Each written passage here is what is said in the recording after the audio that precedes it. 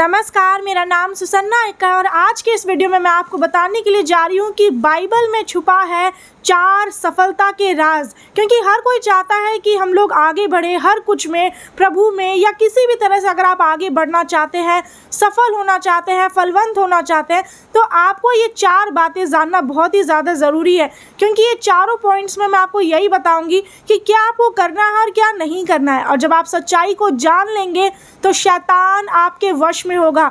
और हर कोई चाहता है कि शैतान हमारे वश में हो, लेकिन वो उन कामों को करना नहीं चाहता है जो वचन में बताया गया है। तो अगर आप बाइबल को पढ़ेंगे, उसमें सारी बातें क्लियरली बता दी गई है। और जो आज मैं आपको बताऊंगी वो आपको कोई भी दुनिया में नहीं बताने वाला है। ये बहुत ही ज़्यादा इंपॉर्टेंट वीडियो होने के लिए जा रहा है, इसलिए आप इस वीडियो को पूरा ज़रूर देखिएगा। तो बिना किसी देर के मैं आपको बताती हूँ कि पहला है भोग विलास। इसका मतलब है इंडल्जेंस। और ये काफ़ी लोग आज इस चीज़ में पड़े हुए हैं। सारे लोग यही सोचते हैं कि हमें अपने शारीरिक सुख के लिए काम करना है। जो शरीर को अच्छा लग रहा है उन्हीं कामों को लोग करने के लिए चाहते हैं। अगर आप भी हर वक्त आराम ढूंढते हैं और सोचते हैं कि मैं अच्छा खाना खाऊं, अच्छा पीऊँ, पहनूँ, घूमूँ, खाऊं, ये सारे कामों को करूं, तो ये सारी चीज़ें गलत है। क्योंकि ये तो भोग विलास में आ जाता है, जो आपको बिल्कुल भी नहीं करना है। अगर कोई लिमिट नहीं है, आप खाते जा रहे हैं और अच्छा कपड़ा पहन रहे हैं, वो भी परमेश्वर के लिए नहीं, दूसरों को दिखाने के लिए। सिर्फ आप दिखावा का काम कर रहे हैं। पैसा कमाने में इतने लग गए हैं कि आपको लग रहा है कि आप मुझे कैसे भी करके ज़्यादा से ज़्यादा पैसा कमाना है। परमेश्वर आपको पैसा दे रहे हैं, लेकिन आपके अंदर कहीं ना कहीं लालच आ रहा है कि मुझे और कमाना है, और आप परमेश्वर से दूर होकर के आप भोग विलास में लग गए हैं। और काफ़ी लोग क्या बोलते हैं कि नहीं, हमें अभी तो पार्टी में जाना है, अभी बर्थडे सेलिब्रेशन है, अभी उसका शादी है, वहाँ पर जाना है। और यही सारी चीज़ों में लोग इतना घुल मिल जाते हैं कि परमेश्वर से भटक जाते हैं। उनका मन इन्हीं चीज़ों में लगा रहता है। जो लोग भोग विलास में रहते हैं, ऐसे लोग हमेशा शरीर के लिए सोचते रहते हैं और पार्टी एक बार नहीं बार बार जाएंगे, बार बार शादी में जाएंगे और खा पी करके पेट भर करके खा के आएंगे। पेट से भी ज़्यादा लोग खाना खा लेते हैं। क्यों? क्योंकि वो पेटू हो जाते हैं। क्योंकि ये सारी चीज़ें भोग विलास है, जिससे आपको बिल्कुल दूर रहना है। अगर आप इससे दूर नहीं रहेंगे, आप कभी भी अपने जीवन में सफल नहीं हो सकते हैं। तो चलिए वचन में पढ़ते हैं। नीति वचन 23 अध्याय उसका 20 से 21 आए। दाख मधु के पीने वाले में ना होना, ना मांस के अधिक खाने वालों की संगति करना। साफ लिखा हुआ है कि जो लोग शराब भी ज़्यादा पीते हैं, उसका सेवन ज़्यादा करते हैं, तो आपको ऐसे लोगों की संगति में नहीं रहना है। आपको पता है कि बुरी संगति अच्छे चरित्र को बिगाड़ देती है। आपको भले ही लग रहा है कि मैं शराब नहीं पीता, मैं उतना मांस मीट ये सब कुछ नहीं खाता हूँ, मैं कम ही खाता हूँ, लेकिन अगर आप ऐसे लोगों के साथ भी सिर्फ उठेंगे, बैठेंगे, बातचीत करेंगे जो गलत रास्ते पर है, तो आपका रास्ता भी जो सीधा जा रहा है वो टेढ़ा हो जाएगा। आप गलत रास्ते में भटक जाएंगे। इसीलिए लिखा हुआ है कि दाख मधु के पीने वाले में ना होना। परमेश्वर यही कहना चाहते हैं कि आप हर चीज़ को एक लिमिटेड वे में करें। ये नहीं कि आप शराब पीते जा रहे हैं, खाना खाते जा रहे हैं, उसकी कोई लिमिट नहीं है, कोई सीमा नहीं है। और वचन में साफ लिख दिया गया है कि जो पियक्कड़ और पेटू होता है और अपने शरीर के लिए, अपने भोग विलास के लिए हर काम को करता है, तो उसको अपना भाग खोना पड़ता है, उसके कपड़े चिथड़े बन जाते हैं। इसका मतलब क्या है कि गरीबी ऐसे इंसान के पास आ जाती है। क्योंकि जो इंसान भोग विलास में रहता है वो पैसा उड़ाते जाता आराम का जिंदगी जीते जाता है, तब तक जब तक कि उसके पास सारी चीजें खत्म ना हो जाए। आप किसके वश में रहे? पवित्र आत्मा। ताकि पवित्र आत्मा के अनुसार चले,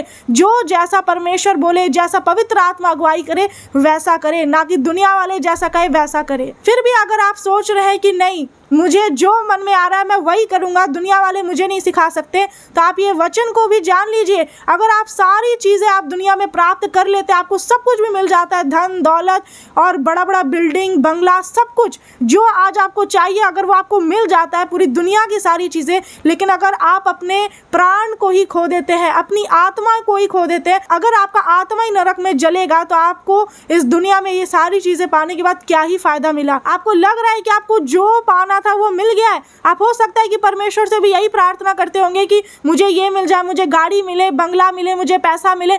हाँ, परमेश्वर आपकी ज़रूरत को जानते हैं आपके मांगने से पहले ही, और उसे पूरा भी करेंगे। लेकिन इसका मतलब ये नहीं है कि जो चीज़ परमेश्वर आपको दे भी रहे हैं उन्हीं चीज़ों पर आप ध्यान लगाएं और उनमें ही आपका मन भटक जाए, और इसी तरह से आप परमेश्वर से दूर हो जाते हैं और आपको कभी भी ज़िंदगी में सफलता नहीं मिलती है। तो अगर आप सफलता पाना चाहते हैं तो भोग विलास को त्यागना पड़ेगा। दूसरा राज क्या है, जो सेकंड सीक्रेट है, वो यही है, आपको अपने शरीर के लिए बिल्कुल भी नहीं करना है, आत्मा के लिए करना है। जिस इंसान के जीवन में पाप होता है वो इसीलिए होता है क्योंकि वो अपने शरीर को खुश करने के लिए, अपने शरीर को आराम देने के लिए ही वो ऐसा करता है। क्योंकि आपको लगता है कि हाँ, मेरा शरीर को अभी इस चीज़ की ज़रूरत है, तो उसे पाने के लिए आप कहीं ना कहीं पाप में गिरते हैं और इसीलिए आपसे पाप होता है, आप शरीर के लिए करना शुरू कर देते हैं। अब इसमें आ जाता है जैसे व्यभिचार का पाप, आपको पता है कि ये शरीर से जुड़ा हुआ होता है। बाकी अन्य पाप जो है वो तो आपके शरीर के अलग है, आपके शरीर से हटकर है, लेकिन ये व्यभिचार का पाप आपके शरीर में ही होता है।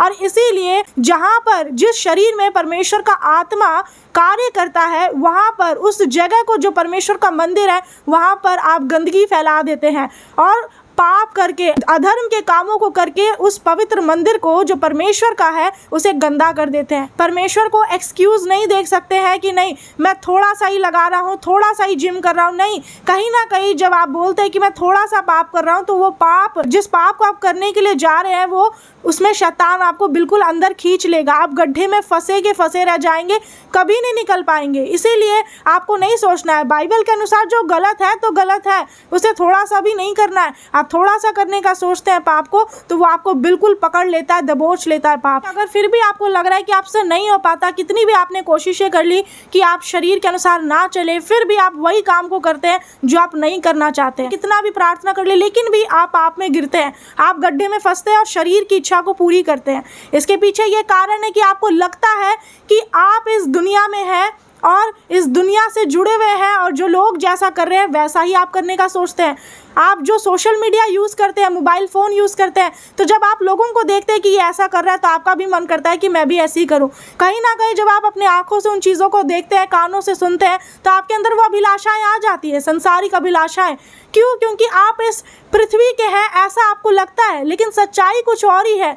पहला पत्रस 2 अध्याय उसका 11 है। हे प्रियो, मैं तुमसे विनती करता हूँ कि तुम अपने आप को परदेशी और यात्री जानकर उन सांसारिक अभिलाषाओं से जो आत्मा से युद्ध करती है बचे रहो। साफ यहाँ पर लिखा हुआ है कि आपको क्या समझना अपने आप को कि आप इस दुनिया के है ही नहीं, लेकिन आप जब अपने शरीर की अभिलाषाओं को पूरी करते हैं तो आपको लगता है कि नहीं, आपको इस दुनिया में रहना है, जब तक है जिंदगी तब तक अपनी इच्छा के अनुसार कर लो, कल को कौन देखा है। ऐसा विचार शैतान आपके मन में डाल देता है। लेकिन आप वचन तो पढ़ के देखिए कि लिखा है कि आप इस दुनिया के है ही नहीं, ये हमारा घर नहीं है। हम लोग यहाँ पर एक तरह से, लोग जब किराए के मकान में रहते हैं, बस उसी तरह से हम लोग रह रहे हैं, क्योंकि यहाँ पर साफ लिखा हुआ है कि हमें कैसा रहना है। खुद को ये समझना है कि हम एक यात्री है, एक परदेशी है इस पृथ्वी में। परदेशी कौन होते हैं? जैसे अगर मैं दिल्ली में रहती हूँ और अगर मैं कहीं और, कोई और देश में, कोई और राज्य में चली जाऊंगी, तो वहाँ के लिए मैं परदेशी होंगी। तो उसी तरह से हम इस धरती के नहीं है, हम एक परदेशी है। आप जो यात्री है, यात्री जो ट्रैवलर होते हैं, वो कहीं पर भी अगर आप घूमने जाते हैं पहाड़ पर और कुछ समय बिताते हैं, तो क्या आप उधर के ही हो जाते हैं? नहीं, आप उधर के नहीं कहलाते हैं। भले ही आपको लगता है कि आप उधर गए हैं, आप उधर ही अपना सारा कुछ करना शुरू कर देते हैं, लेकिन आप उधर के नहीं, आपका घर कहीं और है। आपका घर है कहाँ? आपका घर है स्वर्ग में, और यीशु मसीह स्वर्ग में आपके लिए घर तैयार करने के लिए गए हैं। तो इसलिए दुनिया वाले आपको कुछ भी बोले कि ऐसा करो, ये सही है, वो सही है, आपको शैतान कुछ भी बोले, क्योंकि शैतान तो इस दुनिया का मालिक है और वो सब लोगों को अपने वश में करना चाहता है ताकि सब लोग उसके पीछे जाए नरक की भयानक आग में। लेकिन परमेश्वर ने बोल दिया है कि अनंत जीवन उनके पास है। और तीसरा राज है कि आपको भरोसा किस पर रखना है? यहोवा परमेश्वर पर। सारे लोग बोलते हैं कि हमें खुद पर भरोसा रखना है। आपने सुना भी होगा कि नहीं, बिलीव इन योरसेल्फ करके हर कोई बोलता है, लेकिन क्या हम इस लायक है कि हम खुद पर भरोसा रख सकते हैं? किसी को भी नहीं पता कि एक इंसान कब उसकी मृत्यु आ जाएगी, कब वो इस दुनिया से चला जाएगा, कुछ नहीं पता। एक इंसान बोलता तो है, लेकिन अपने शब्दों को जब पूरा नहीं कर सकता, तो उसको अपने शरीर पर क्या ही भरोसा है। शरीर में से आत्मा निकल जाएगी, भरोसा खत्म। अगर आपको विश्वास नहीं हो रहा है तो आप वचन में पढ़ लीजिए। नीति वचन 28 अध्याय उसका 26 आयत में लिखा है, जो अपने ऊपर भरोसा रखता है वो मूर्ख है। साफ लिखा हुआ है। अगर आप खुद पर भरोसा रखते हैं कि नहीं, मेरे पास इतनी ताकत है, इतनी बुद्धि है, इतनी शक्ति है कि मैं कर सकता हूँ, मेरे अंदर वो काबिलियत है कि मैं उस काम को कर पाऊंगा, मैं इंटरव्यू क्लियर करूंगा, मैं अपने एग्जाम में फर्स्ट आऊंगा। अगर आप खुद पर ही डिपेंड हो रहे हैं तो आप एक मूर्ख इंसान है। वचन ये कह रहा है, ये मैं नहीं कह रही हूँ। परमेश्वर जो नीति वचन में बुद्धि की बातें बताए हैं उसके अनुसार चलना है। जब आपको बुद्धि मिलेगा तो वचन में साफ लिखा हुआ है कि जो बुद्धि से चलता है वो बचता है। आपका जिंदगी बचेगा, आपको सफलता मिलेगी, आप फलवंत होंगे। काफी लोग दूसरों पर इतना भरोसा रखते हैं, उनके बिना कुछ भी काम नहीं कर सकते, उनके बिना उनको कोई जिंदगी नहीं है। चाहे वो उनकी पत्नी हो, बच्चे हो या उनका परिवार हो, कोई बेस्ट फ्रेंड हो जो सबसे अच्छा दोस्त हो। और आपको पैसे पर भी भरोसा नहीं रखना है, क्योंकि कुछ लोग पैसे पर इतना भरोसा रखते, इतना डिपेंड हो जाते पैसे पर, अगर पैसा नहीं आएगा तो दुखी हो जाएंगे, निराश हो जाएंगे, ऐसा लगेगा कि अब हमें जी करके कोई फायदा नहीं, हमारी जिंदगी में आगे कुछ नहीं बचा है। क्योंकि पैसा है तो खुशी है, वरना नहीं है खुशी। इसका मतलब क्या है कि आप पैसे पर डिपेंड हो चुके हैं। आज लोग अपने चंगाई पर डिपेंड होते हैं कि अगर ये होगा, ये काम होगा, तब मैं परमेश्वर से प्रार्थना करूंगा। अगर परमेश्वर मेरे लिए ये चीज पूरा करेंगे तभी मैं उपवास करूंगा, तभी मैं चर्च जाऊंगा। पर आपको ऐसा नहीं करना है। परमेश्वर की परीक्षा नहीं लेना है। आपका भरोसा ऐसा परमेश्वर पर होना चाहिए कि मुझे चाहे पैसा मिले चाहे नहीं मिले, मेरी नौकरी लगे नहीं मिले, मुझे जिंदगी में कुछ प्रतिफल मिले ना मिले, लेकिन मैं तो यहोवा परमेश्वर के लिए जीता रहूंगा। चौथा राज, आलसीपन। दुनिया का कोई भी इंसान इस चीज को छोड़ने की कोशिश करे वो नहीं छोड़ सकता है। आपको लगता है कि सिर्फ सोना ही आलसीपन है? नहीं। अगर आप मोबाइल फोन दिन भर चला रहे हैं वो भी एक आलसीपन है। अगर आप दिन भर मोबाइल में गेम्स खेल रहे हैं, दिन भर सो रहे हैं, नींद नहीं आ रहा फिर भी आपको सोना है, एक आदत बन चुका है, तो ये सारी चीजें क्या है? आलसीपन। आलसीपन को लेकर परमेश्वर के वचन में क्या आज्ञा मिली है? नीति वचन 6 अध्याय का 9 से 11 आयत। हे आलसी, तू कब तक सोता रहेगा? तेरी नींद कब टूटेगी? परमेश्वर आलसी लोगों से ही कह रहे हैं कि कब तक सोएंगे? तेरी नींद कब टूटेगी? कुछ और सो लेना, थोड़ी सी नींद, एक और झपकी, थोड़ा और छाती पर हाथ रखे लेटे रहना। अगर आप ऐसा ही करते हैं कि आपको सुबह उठने का मन तो करता है, लेकिन भी आपका शरीर कहता है कि नहीं थोड़ा और सो लो, 5 मिनट और, 10 मिनट और ऐसा करके आप कभी उठ ही नहीं पाते हैं। तो वचन कहता है, तेरा कंगालपन राह के लुटेरे के समान और तेरी घटी हथियार बंद के समान आ पड़ेगी। गरीबी अचानक आएगी, तब आपको पता चलेगा कि अचानक आपकी आंखें खुलेंगी कि पता नहीं क्या हो गया, इतना कर्जा हो गया, इतना बीमारी मेरे शरीर में लग गया, इतनी गरीबी कि मेरे पास पैसा नहीं है, खाने को नहीं, पहनने के लिए नहीं। क्यों? क्योंकि जब आपको काम करना चाहिए था परमेश्वर के लिए तो आपने नहीं किया। ऐसा नहीं है कि परमेश्वर ने नींद नहीं दिया है, परमेश्वर नींद देते हैं। परमेश्वर तो ये कहते हैं कि वो अपने प्रियो को यूं ही नींद प्रदान करते हैं, वो अच्छी नींद देते हैं सभी को। रात सोने के लिए बना है, ठीक है, एक लिमिटेड टाइम पर आप सो सकते हैं, लेकिन अगर आप कुछ ज़्यादा ही सोने वाले व्यक्ति हैं तो एक अलर्ट है ये आपके लिए। ये काम अगर आपने कर लिया तो आपको सफल होने से कोई नहीं रोक सकता है, आपको फलवंत होने से कोई नहीं रोक सकता है।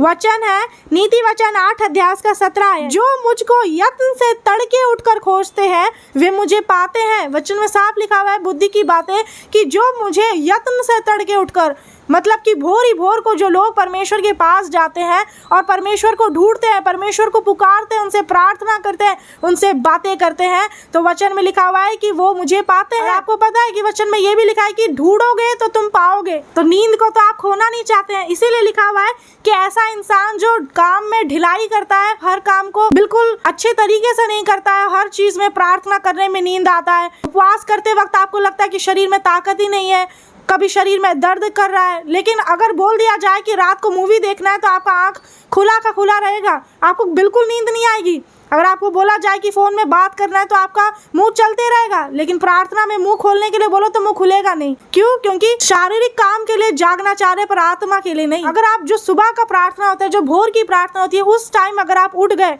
और परमेश्वर को ढूंढने लगे तो ये आपके लिए बहुत बड़ी बात होगी। क्योंकि लोग सुबह उठकर क्या ढूंढते हैं? शराब पीने के लिए जाते हैं। सुबह उठ करके लोग मोबाइल फोन ढूंढते हैं कि मेरा फोन कहाँ है, किसका मैसेज आया। जिम जाने के लिए सोचते हैं। इसलिए वही बात है कि आप दुनिया की कुछ भी काम को कर लेंगे, सारी चीजें भी पा लेंगे, करेंगे, आत्मा नरक में जलेगा, तो कोई फायदा नहीं है इस दुनिया में रहने से। आपने बहुत सो लिया अपनी जिंदगी में, अब जाग जाइए, आंखों को खोलिए, तभी आप रोटी से तृप्त होंगे, तभी आप आगे बढ़ेंगे यीशु मसीह के नाम में। आपका धन्यवाद अगर आपने इस वीडियो को यहाँ तक देखा है। कमेंट करके बताएं कि आप इस वीडियो को किस जगह से देखे। इन चारों राज में से आपको कौन सा ऐसा लगा आपको उस चीज को त्यागने की जरूरत है, मुझे कमेंट करके बताएं। तो आप जरूर वीडियो को शेयर करें। God bless you all. सभी को नमस्कार।